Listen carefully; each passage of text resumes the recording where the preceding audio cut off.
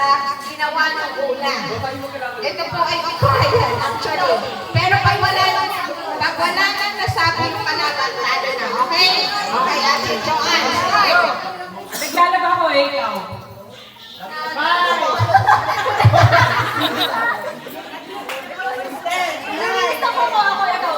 Nagugas ako ng plato, ikaw. Nagbibili ako ng pera niyo daw. Nagpapasan. Ikaw. Nagbibigay ako ng cards na ikaw.